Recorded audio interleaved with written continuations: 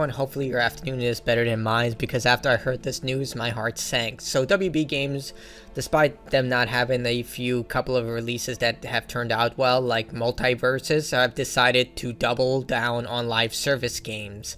Now, WB does have a great catalog of games such as the Middle-earth games, which I think are exceptional, and the Batman Arkham series, which are heralded as some of the, not only one of the best games of last generation, but some of the best superhero games of all time. In fact, I would say Arkham Knight is superior to Marvel Spider-Man 2 in a lot of ways, but regardless, they haven't had a lot of great success recently, and it seems they're doubling and tripling down when it comes to live service games, which doesn't seem like a really good idea, all things considered. So this comes from Shinobi. WB will focus on live service games going forward. Our focus is transforming our biggest franchises from largely console and PC based with 3 to 4 year release schedules to include more always on gameplay through live services, multi-platform, and free to play extensions, with the goal of having more players spending more time on more platforms, which, doesn't seem like a really good idea. Ultimately, we want to drive engagement and monetization of longer cycles and higher levels. Just look how Multiverses turned out. Heck, look at other projects. Look at how Marvel's Avengers turned out with that type of ideology. It didn't even last a year. We have to put specific capabilities. We are currently under scale and see significant opportunity to generate greater post-purchase revenue. I don't know where they're getting the market research for this, because it seems like the market is going in the opposite direction. More gamers are becoming burned out by live service games. Look, live service games are great, but most gamers can only invest into one, maybe two of them, because the amount of stuff they have to do for these games. Usually live service games are, premium games that you have to pay for in order to experience the full experience of the game. Yeah, they're free to play, like Destiny is free to try, but for you to play the expansions and the bulk of the content, you're going to have to pay for all the expansions, which is fair. The expansions are very huge cinematic affairs, but regardless, like, when it comes to games like Apex Legends, Fortnite, Smite, most people can only invest into that one game because of the amount of complicated systems that they have to constantly learn and relearn with each new patch, not to mention earning everything through the battle pass and so many other features.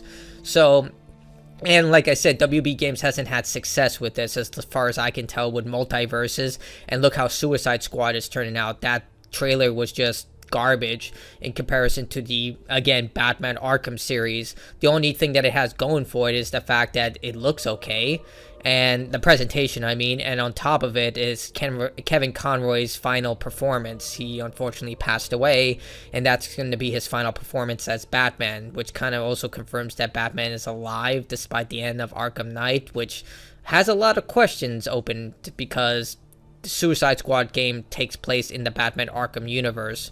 You never know, it might turn out to be great, but that trailer was not pleasing at all. The giant purple orbs, everyone moving around like they're Fortnite Fortnite avatars with DC skins. It was not the best look for it, and like I said, the recent games, well, Mortal Kombat has been well received. A lot of people love it, unless you got the Switch version, in which you got hoodwinked with that one.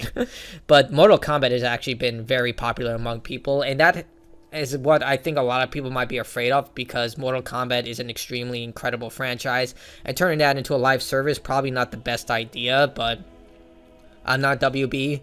So let's look at the comments, because Suicide Squad turned out, Suicide Squad is working out great so far on that front. Yeah, multiple delays, terrible response, negative reception.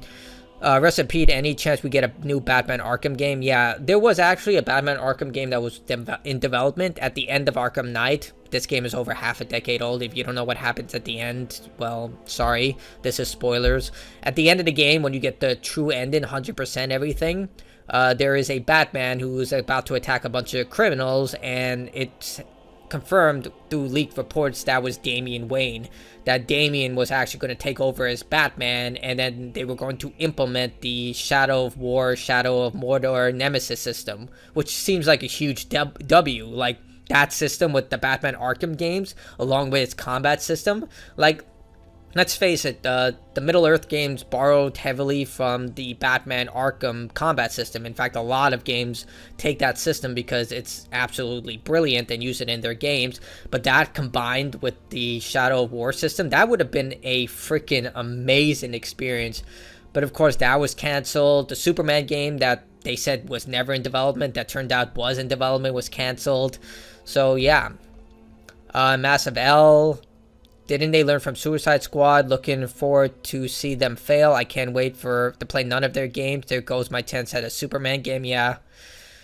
Oh god, I wanted a Superman game from Rocksteady. That would have been amazing. At this point, yeah. So you can see that a lot of people are just not happy with this because it makes no sense.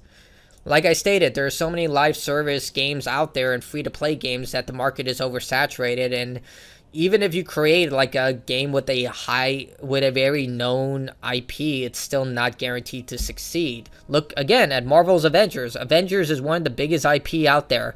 It couldn't survive. Granted, the game sucked.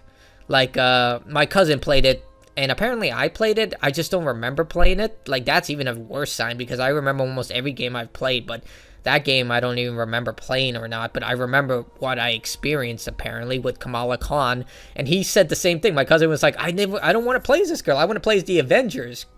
And he had the same complaint that I did. He was like, why are the Avengers listening to this random essay winner? They're the Avengers. I was like, yeah. It's like this random person who won an essay and got superpowers, and the Avengers, Hulk, Iron Man, all these characters are listening to this woman. Thor apparently worked in retail and just came back like out of nowhere.